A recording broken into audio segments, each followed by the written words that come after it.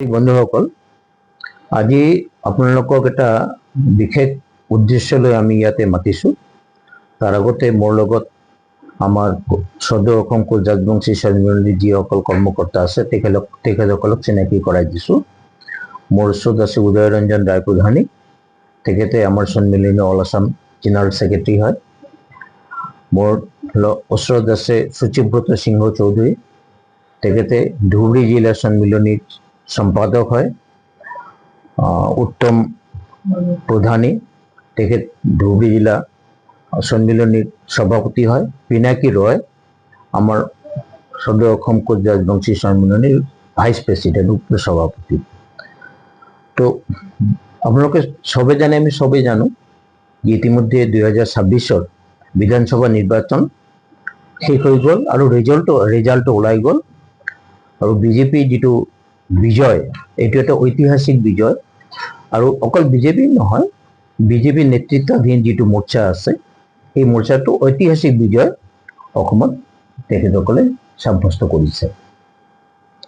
এতিয়া আমাৰ বক্তব্য হৈছে যে কোচ ৰাজবংশী জনগোষ্ঠীৰ পৰাও ইয়াত 10জন বিধায়ক বিভিন্ন দলৰ পৰা আহিছে আৰু বিধায়ক কেইজনৰ নামো আপোনালোকে জানে, নতুনকৈ আমি গাই দিব বিচৰা নাই। ইতিমধ্যে এইবোৰ বহু প্ৰচাৰিত হৈছে। তো প্ৰথমতে আমাৰ সন্মিলনীৰ পৰা এই বিজয়ৰ বাবে বিজেপি দল আৰু নেতৃত্বাধীন দল সকলোকে আমি আমাৰ আন্তৰিক শুভেচ্ছা জ্ঞাপন কৰিছোঁ। অহা দিনত নিশ্চিতভাৱে গোটেই অসমৰ সাৰ্বিক উন্নয়নৰ বাবে তেখেতসকলে আন্তৰিক প্ৰয়াস জাৰি ৰাখিব, এই বিশ্বাস লৈ আমি অভিনন্দনো জ্ঞাপন কৰিছোঁ। তো আজি আমাৰ যিবোৰ চিৰাচৰিত দাবী, এই দাবী লৈ আমি ইয়াত বহা নাই, আমি এটা বেলেগ উদ্দেশ্য লৈ ইয়াত বহিছোঁ। আজি চাওক, বিজেপি, এজিপি, ইউপিপিএল নহয়, ইউপিপিএল নহয়, বিপিএল, এই তিনিটা দলৰ পৰা মুঠ 10জন কোচ ৰাজবংশী জনগোষ্ঠীৰ পৰা বিধায়ক নিৰ্বাচিত হৈ এইবাৰ বিধানসভাত আহিছে। তো আমাৰ দাবী হৈছে যে এই 10জনৰ পৰা মিনিমাম 2জন আমাৰ পূৰ্ণ পৰ্যায়ৰ মন্ত্ৰী আমাৰ জনগোষ্ঠীৰ পৰা যাতে দিয়া হয়, কেবিনেট পৰ্যায়ৰ মন্ত্ৰী, পূৰ্ণ পৰ্যায়ৰ কেবিনেট ৰেংকত 2জন মন্ত্ৰী যাতে আমাক দিয়া হয়। কাৰণ এই জনগোষ্ঠীটো আজি দীৰ্ঘ দিনৰ পৰা বঞ্চিত আৰু শোষিত হৈ আছে।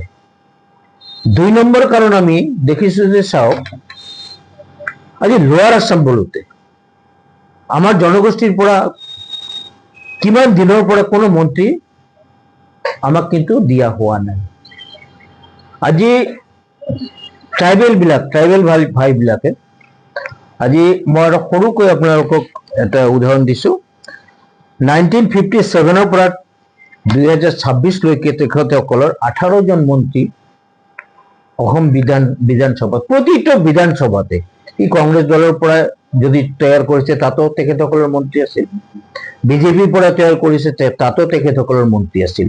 কিন্তু যোৱা বিধানসভাত কোচ ৰাজবংশী জনগোষ্ঠীৰ পৰা কেইজনমান বিধায়ক থকাৰ পিছতো এজনকো মন্ত্ৰিত্ব কিন্তু দিয়া হোৱা নাই।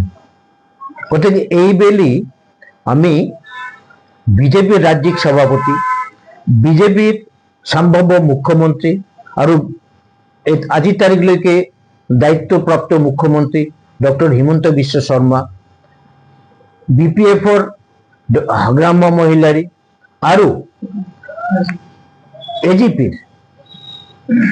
এজিপিৰ নেতৃত্বক, এজিপি প্ৰেচিডেণ্টক, ৱাৰ্কিং প্ৰেচিডেণ্টক আমি দাবী জনাইছোঁ যে আপোনালোকৰ দলৰ পৰা যিহেতু আমাৰ মানুহ জিকি গৈছে, আমাক মিনিমাম 2জন কেবিনেট ৰেংকৰ মন্ত্ৰী এইবাৰ এই মন্ত্ৰীসভাত অন্তৰ্ভুক্ত কৰা হওক, জনগোষ্ঠীটোৰ সাৰ্বিক উন্নয়নৰ ক্ষেত্ৰত।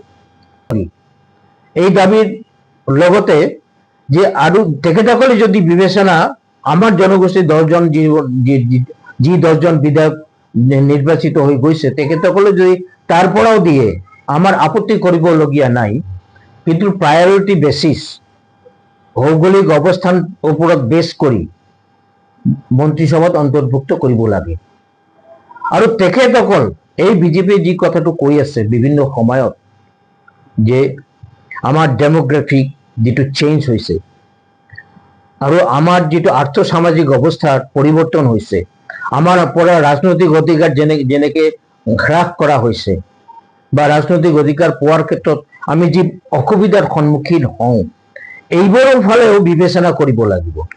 আৰু এই বিবেচনাবোৰ কৰি মন্ত্ৰীসভাত অন্তৰ্ভুক্ত কৰাৰ বাবে আমি এইখন চৰকাৰক বাৰে বাৰে আমাৰ সন্মিলনীৰ পৰা আমি অনুৰোধ ৰাখিছো, লগতে আমি দাবীও কৰিছো।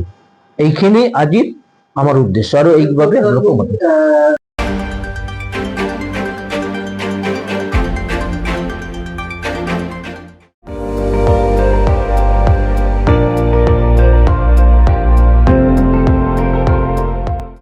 আপুনি চাই আছে ND24, সৰ্বশ্ৰেষ্ঠ নহয় সৰ্বোত্তমৰ দৌৰ।